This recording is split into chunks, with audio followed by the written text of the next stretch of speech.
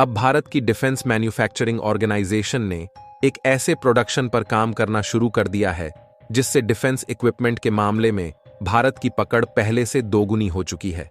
और भारत की उभरती डिफेंस इंडस्ट्री जिस तेजी से कामयाबी हासिल कर रही है, उससे दुनिया के कई देश अब भारत के डिफेंस इक्विपमेंट खरीदने के लिए अपने हाथ को भारत की ओर बढ़ा रहे हैं।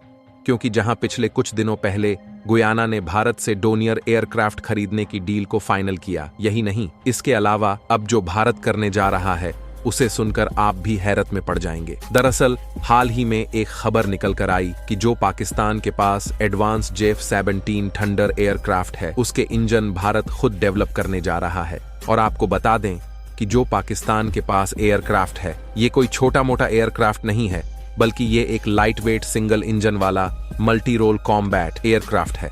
पूरी जानकारी क्या है इस वीडियो में समझते हैं, लेकिन आगे बढ़ने से पहले भारत की डिफेंस मैन्युफैक्चरिंग इंडस्ट्री को डिफेंस इक्विपमेंट के मामले में कामयाबी मिल रही है। उसके लिए वीडियो को एक लाइक करके चैनल को सब्सक्राइब जरूर कर लीजिए, क्योंकि आपके लिए तो ये फ्री है, लेकिन इससे हमारी काफी बड़ी मदद होती है। देखिए, इस बात में कोई शक नहीं है कि भारत की डिफेंस इंडस्ट्री ने अभी ग्लोबल मार्केट में उभरना शुरू ही किया है, लेकिन इसके बावजूद भी भारत की डिफेंस मैन्युफैक्चरिंग कंपनियों द्वारा डेवलप किए जा रहे डिफेंस इक्विपमेंट की क्वालिटी को देख दुनिया के कई देश रूस, जर्मनी और फ्रांस से डिफेंस इक्विपमेंट और हथियार को खरीदने के बजाय भारत की ओर अपने हाथ को आगे बढ़ा रहे हैं। यानी कि देखा जाए तो भारत में जो डिफेंस इक्विपमेंट मैन्युफैक्चर किए जा रहे हैं, उनकी क्वालिटी जर्मनी, रूस और फ्रांस जैसे देशों से बेहतर होने के साथ साथ साउथ अमेरिकी कंट्री गुयाना और आर्मेनिया जैसे देशों के लिए भी अफोर्डेबल है। और हाल ही में एक खबर निकल कर आई कि पाकिस्तान के पास जो एडवांस JF-17 जज सिंगल इंजन वाले थंडर एयरक्राफ्ट इस समय मौजूद है, उसमें जिस इंजन का इस्तेमाल होता है, अब उसे भारत की एरोनॉटिकल डेवलपमेंट कंपनी HAL यानी कि हिंदुस्तान एरोनॉट लिमिटेड बनाने पर काम कर रही है।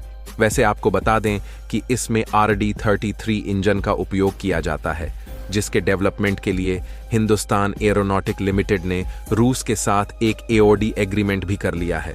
अगर पाकिस्तान के पास मौजूद JF-17 थंडर एयरक्राफ्ट की बात की जाए तो इसे पाकिस्तान ने अपने दोस्त देश अजरबैजान से खरीदा है, लेकिन जो इसमें एडवांस पावर वाले इंजन का उपयोग किया गया है, उसे भारत की डिफेंस मैन्युफैक्चरिंग कंपनियां डेवलप करने पर वर्क कर रही है, जो कि भारत की बढ़ती डिफेंस इंडस्ट्री के लिए मील का पत्थर साबित होने वाली है। हालांकि पाकिस्तान में JF-17 एयरक्राफ्ट को बनाने की टेक्नोलॉजी को अजरबैजान से लिया था, लेकिन इसे बनाने में पाकिस्तान एरोनॉटिक लिमिटेड और चीन की 6 गुरु ने मिलकर काम किया था। हालांकि यह एयरक्राफ्ट भले ही इंडियन एयरक्राफ्ट की तुलना में उतना कैपेबल नहीं है, लेकिन इसमें जो RD-33 इंजन का इस्तेमाल किया गया है वह काफी ज्यादा पावरफुल और एडवांस है। जहां इस इंजन को बनाने की टेक्नोलॉजी रूस के पास मौजूद है। और भारत के लिए अच्छी बात यह है कि भारत और रूस के रिलेशंस काफी ठीक ठाक है, जिससे रूस यह टेक्नोलॉजी भारत के हिंदुस्तान एरोनॉटिक लिमिटेड को देने के लिए तैयार हो गया है। और भारत की हिंदुस्तान एरोनॉटिक लिमिटेड ने रूस के साथ MOD एग्रीमेंट भी कर लिया है, जिसमें रूस भारत को वह सारी टेक्नोलॉजी ट्रांसफर करेगा जो कि RD-33 इंजन को प्रोड्यूस करने में इस्तेमाल होती है। दरअसल 1 मार्च को मिनिस्ट्री ऑफ डिफेंस मैन्युफैक्चरिंग की तरफ से भारत की aerospace company Hindustan aeronaut limited को RD-33 इंजन डेवलप करने के लिए $650 मिलियन के एक कॉन्ट्रैक्ट को सौंपा गया था, क्योंकि इंडियन एयरफोर्स को और मजबूती देने के लिए इन इंजन की काफी ज्यादा रिक्वायरमेंट है। जहां इन इंजन का इस्तेमाल भारत में डेवलप किए जा रहे AIM-29 फाइटर जेट में किया जाने वाला है। हालांकि देखा जाए तो हिंदुस्तान एरोनॉट लिमिटेड के लिए RD-33 इंजन डेवलप करना एक चैलेंज भरा काम साबित हो रहा था, क्योंकि इसे डेवलप करने की टेक्नोलॉजी अभी तक भारत के पास नहीं थी। लेकिन अब इसकी टेक्नोलॉजी को रूस से लेकर इसे खुद इंजीनियस तौर पर भारत में डेवलप करने की तैयारी चल रही है। और ऐसा पहली बार हो रहा है जब रूस किसी इंजन की टेक्नोलॉजी को पूरी तरह से डेवलप करने के लिए भारत को ट्रांसफर कर रहा है। वैसे यदि हम चाहे तो इस इंजन को डायरेक्टली रूस से भी खरीद सकते हैं, लेकिन यदि हम रूस से इस इंजन को खरीदते हैं तो इसकी जो रिपेयरिंग है वह भारत में नहीं हो पाएगी और उसकी कॉस्ट भी ज्यादा लगेगी।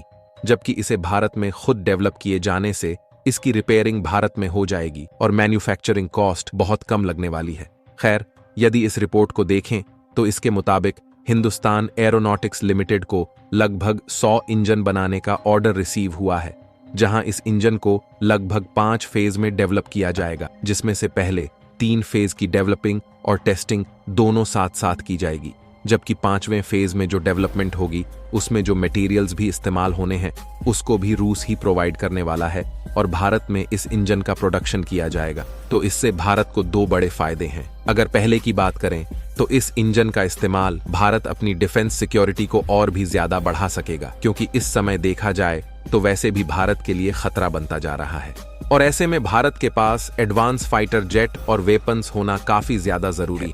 और दूसरे फायदे की बात करें तो इसका सबसे बड़ा फायदा यह है कि भारत की इकोनॉमिकल ग्रोथ में दिखने वाला है, क्योंकि आर्मेनिया, साउथ अमेरिका के गुयाना और कुछ यूरोपीय कंट्रीज भी भारत से हथियारों की सप्लाई चाहती हैं।